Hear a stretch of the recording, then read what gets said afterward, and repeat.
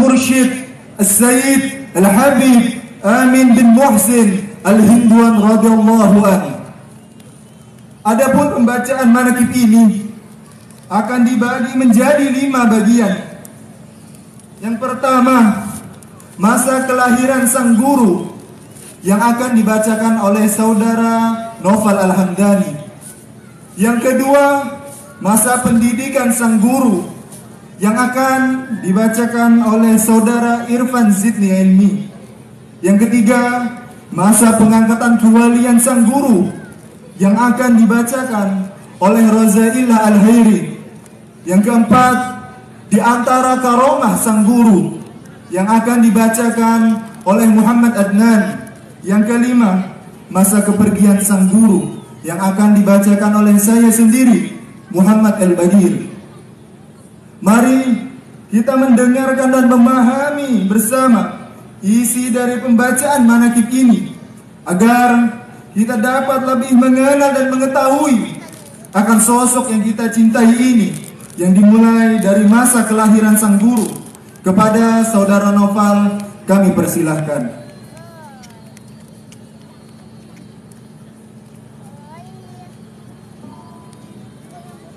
Masa kelahiran sang guru. Awal mula kabar kehamilan ibumu saat mengandung dapat perhatian khusus dari abahmu. Ketika awal mula kehamilan ibumu tak kuasa menahan rasa sakit yang dirasakannya, hingga membuat ibumu berpikir dan menyudahi kehamilannya pada saat itu. Dengan sigap, abahmu menyampaikan kalimat penolongnya, "Jangan kau gugurkan kandunganmu, wahai istriku. Anak ini, anak yang di dalam rahimmu, akan menjadi penerusku, akan melanjutkan letih dan lesuku, akan melanjutkan apa saja panji-panji nasyabandi yang sudah kutanam di hati para muridku. Dia pasti akan menjadi anak yang hebat. Pertahankan dia, pertahankan." Sumeneb 12 Rabiul Awal 1385 Hijriah, hari Ahad 14 Juli 1965. Hari itu menjadi hari paling indah untuk banyak makhluk ya Allah. Bukan hanya manusia, bahkan para malaikat dan bidadari diyakini bahagia atas kelahirannya. Jutaan kalimat syukur menghitung pintu arsy Allah atas kabar yang paling dinanti oleh para penduduk bumi. Tangis haru bahagia menyambut kedatangan anak laki-laki yang tampan dan menawan dan manis ini. Sementara engkau terus menangis tanpa hentinya dengan dikumandangkannya ajan kepadamu yang dilapatkan langsung oleh abahmu. Tangis haru bahagia menyambut kedatangan dunia ini. Pada akhirnya diberilah nama yang indah dan sakti kepadamu dengan nama Muhammad Amin bin Muhsin Al-Hindwan, terlahir dari seorang ibu yang bernama Ibunda Aliyah binti Zagar. Selang beberapa waktu ia sudah bisa berjalan, berbicara, mengeja, menghitung, dan hal-hal yang semestinya dikuasai oleh orang normal. Dan tiba-tiba usiamu menginjak remaja, dan mungkin sebentar lagi akan tumbuh menjadi dewasa, mencintai ataupun dicintai oleh orang lain. Karena yang seperti kita tahu, waktu itu fana, tak mungkin kembali meski sedetik, akan terus bergulir tanpa titik.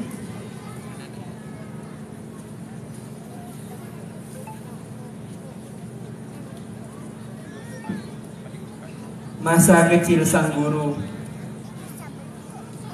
Tahun demi tahun silih berganti, hari demi hari telah dilewati. Kini Gurunda telah tumbuh besar menjadi seorang tokoh yang lemah lembut, juga pengasih sayang. Di masa kecilnya, Gurunda menempuh pendidikan sebagai manusia biasa pada umumnya, namun terpelajar selayaknya seorang jenius yang luar biasa. Awal mulanya Gurunda bersekolah di sekolah dasar Karembangan di kota Sumeneb. Lalu beliau melanjutkan pendidikannya di SMP Karembangan Situbondo selama 1,5 tahun. Ada kejadian unik pada saat Gurunda bersekolah di SMP Karembangan. Pada suatu ketika, Gurunda ingin melaksanakan sholat berjamaah bersama teman-temannya. Yang kala itu diimami langsung oleh kepala sekolah. Kepala sekolah yang kala itu ingin memimpin sholat marah dikarenakan ada beberapa di antara teman Gurunda yang bercanda. Naasnya, kepala sekolah yang marah itu menampar Gurunda karena mengira Gurunda lah yang bercanda. Seketika dia langsung lumpuh usai menampar Gurunda. Selang beberapa waktu, sang abah pun bertanya, "Nak, apakah kamu tidak mau menjenguknya?" Gurunda pun menjawab, "Tidak, abah. Kalau dia saya jenguk, dia pasti minta maaf. Nanti dia sembuh.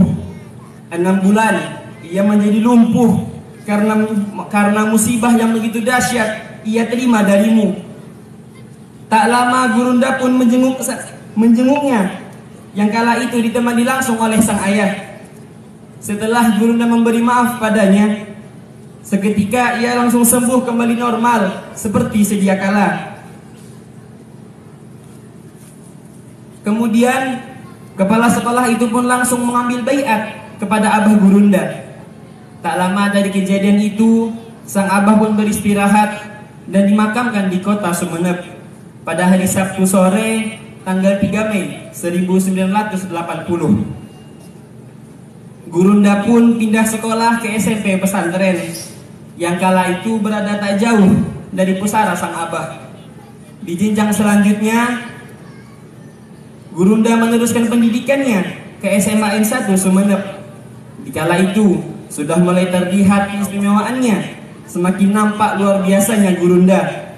Hingga diceritakan pada suatu ketika, Gurunda berangkat sekolah dengan seragam yang salah. Menyadari akan hal itu, keponakan yang sekaligus menjadi teman sebayanya itu pun menegurnya. Gurunda pun bergegas keluar kelas.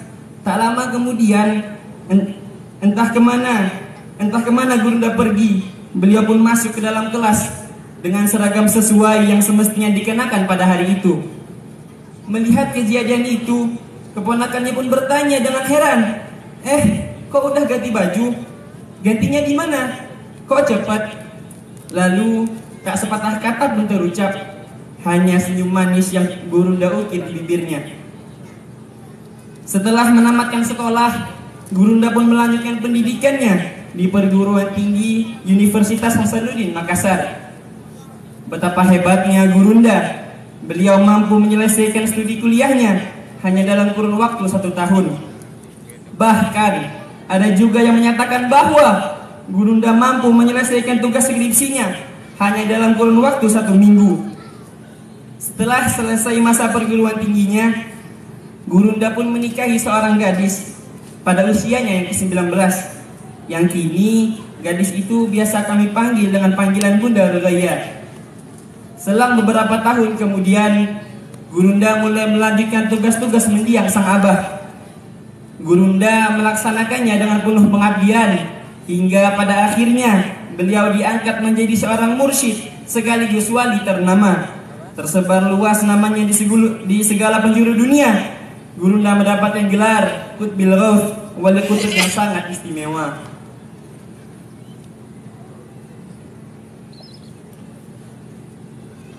Masa pengangkatan kewalian sang guru.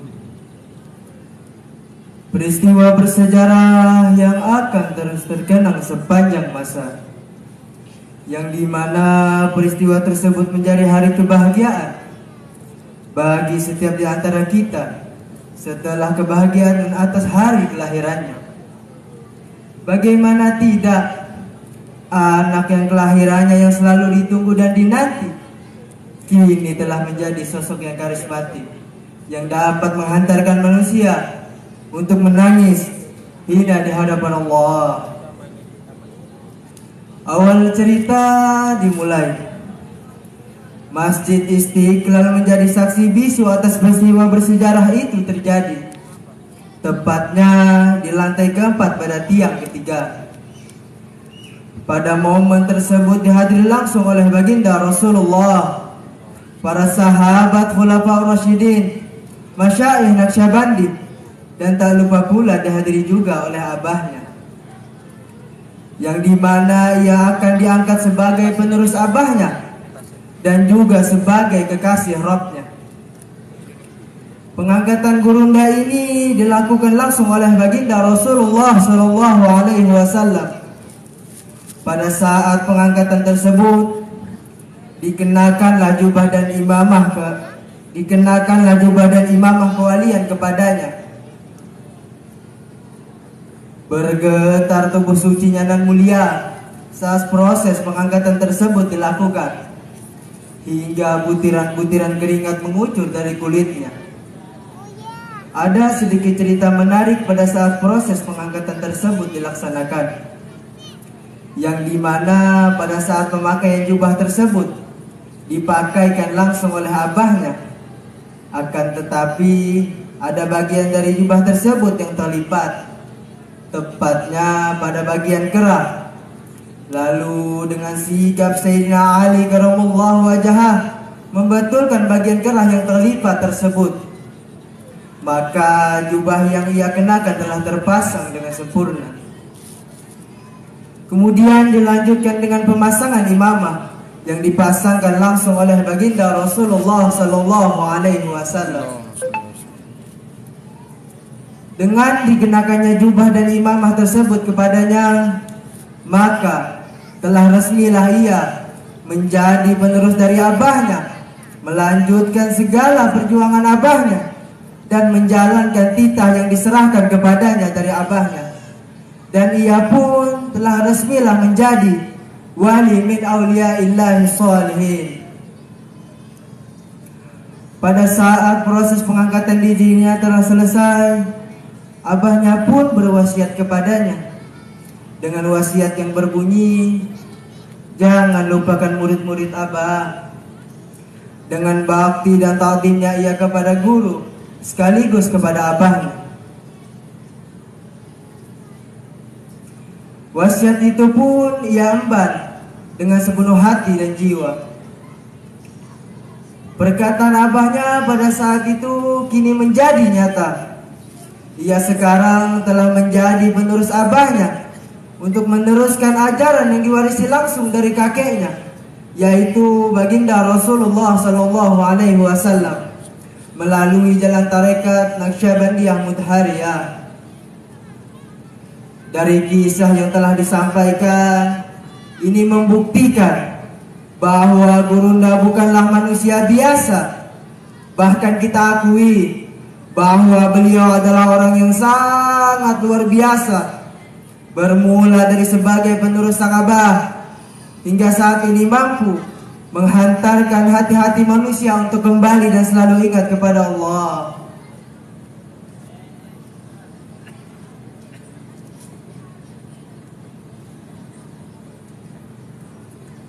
Keistimewaan sang guru.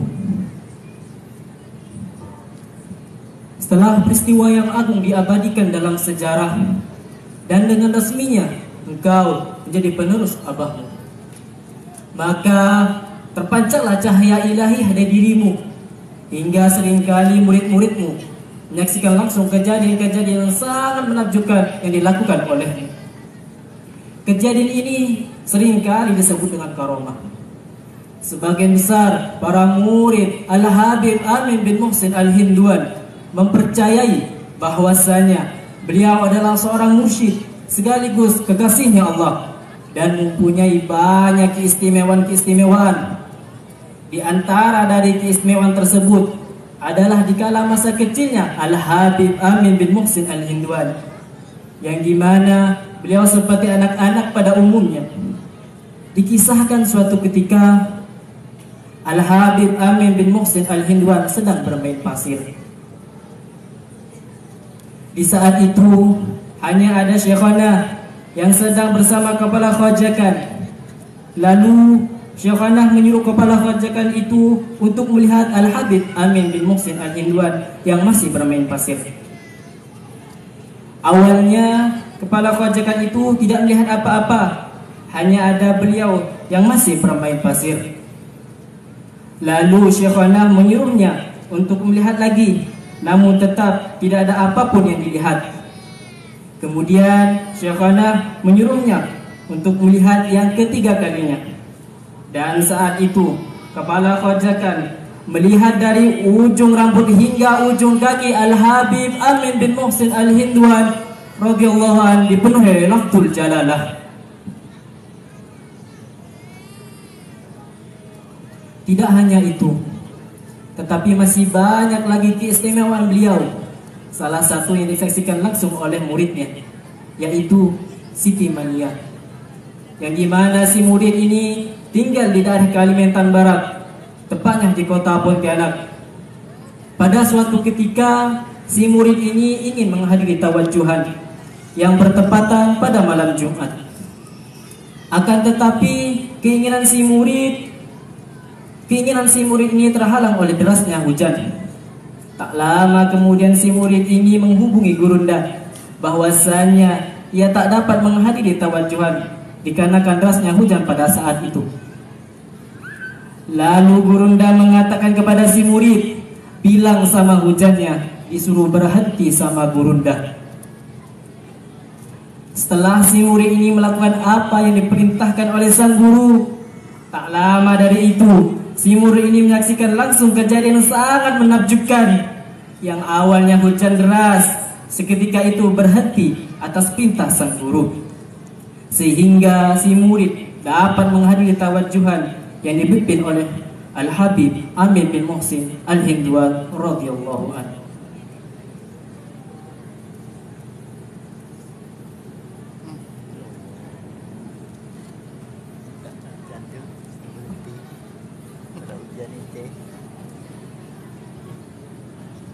Masa kepergian sang guru.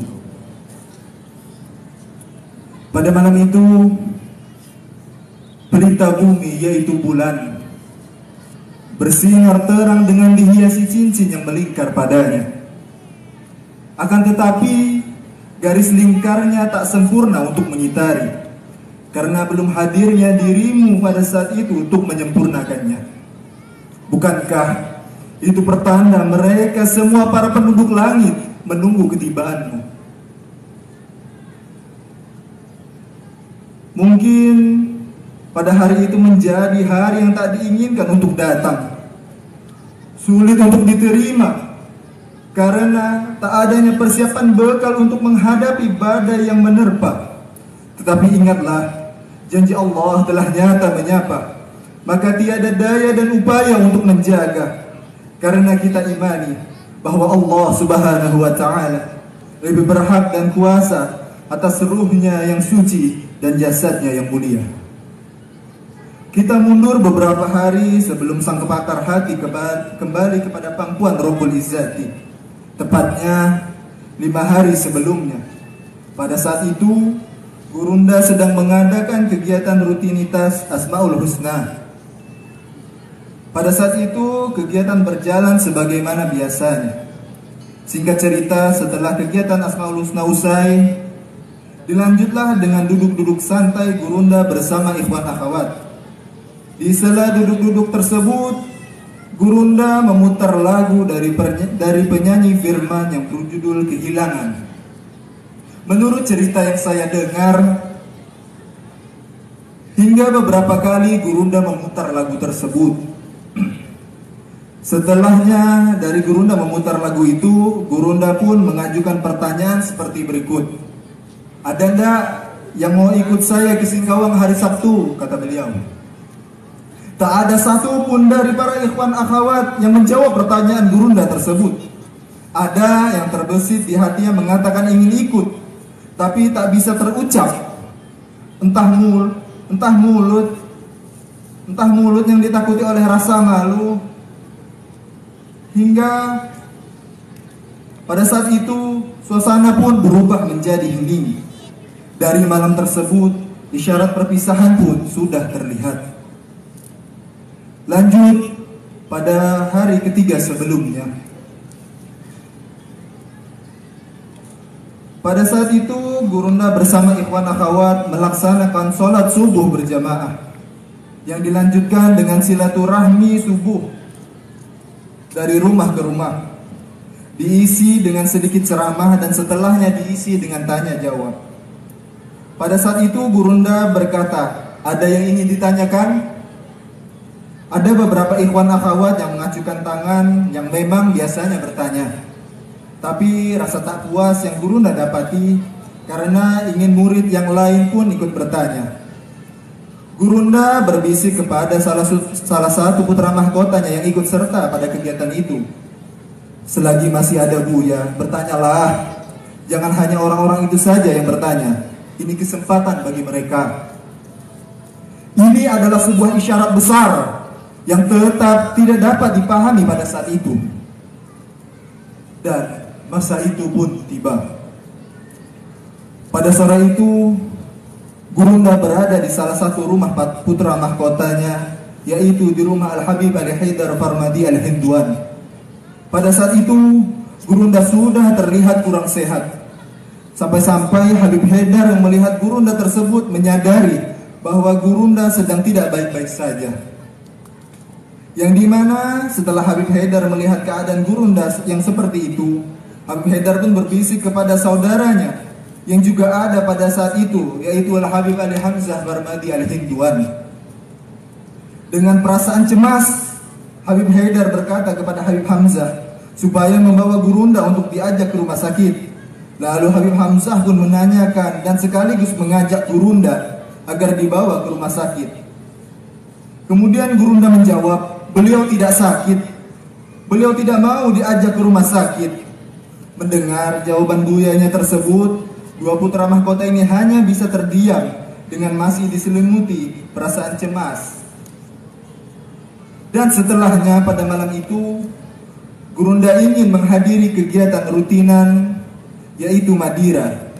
Beliau pun tetap kokoh atas pendiriannya untuk melanjutkan kegiatan pada malam itu, sekaligus untuk memperingati acara ulang tahun putra mahkotanya, yaitu Habib Ragil Al-Hinduan.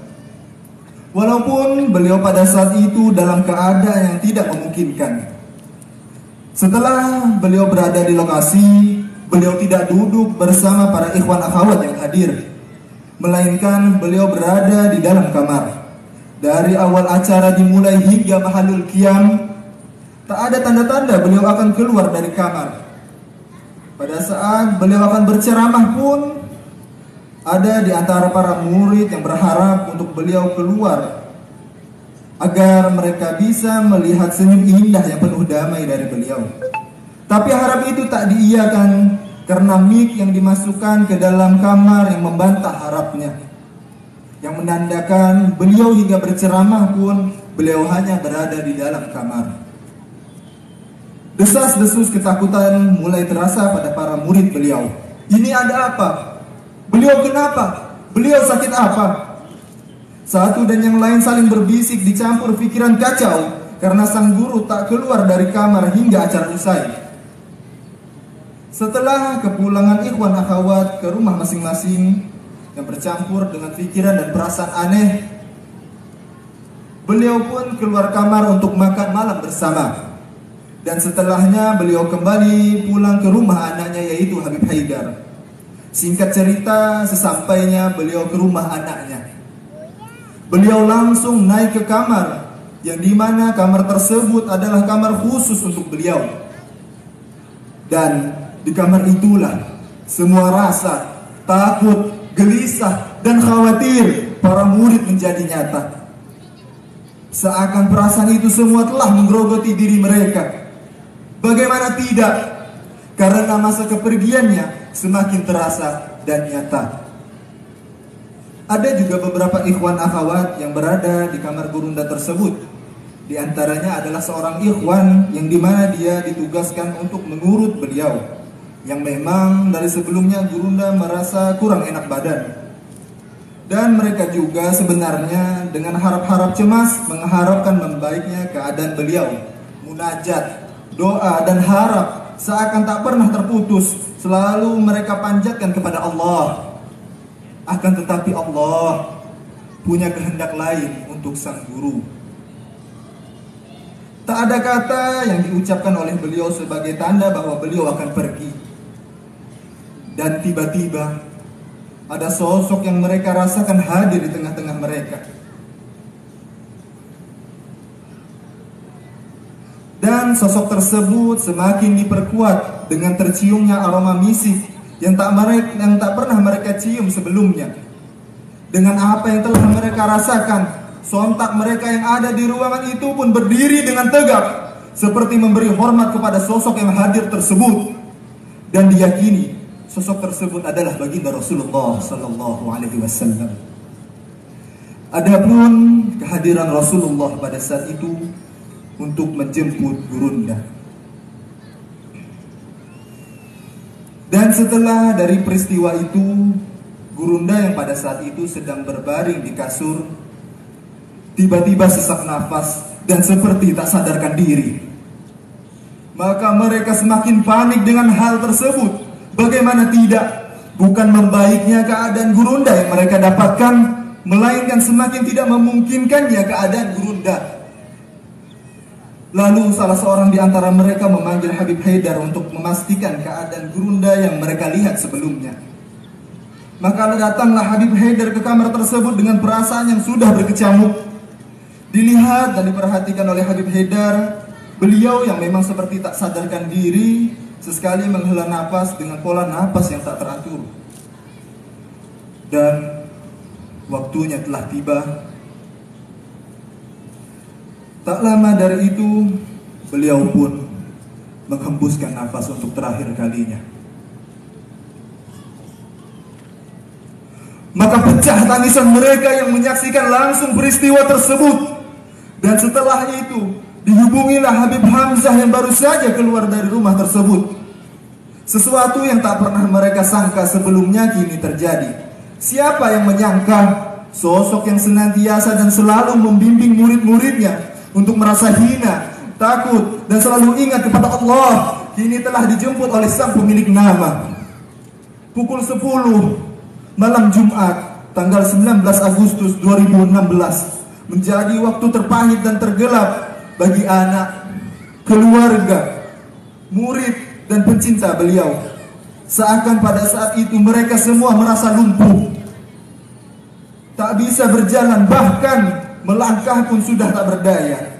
Karena sosok pahlawan bagi anak-anaknya, suri tauladan bagi keluarganya, guru pembimbing bagi murid-muridnya, dan kekasih bagi pencintanya telah pamit dari panggung dunia yang fana ini. Singkat cerita, setelah seluruh putra mahkota dan keluarga berkumpul, dibawalah jasad suci sang guru ke kota Singkawang untuk menuju tempat peristirahatan beliau yang terakhir. Dan ketahuilah wahai ikhwan akhwat, pertemuan kita bersama sang guru tak usai sampai di sini. Karena kita yakini sang guru pasti menunggu kita untuk bertemu kembali di surga Rabbi.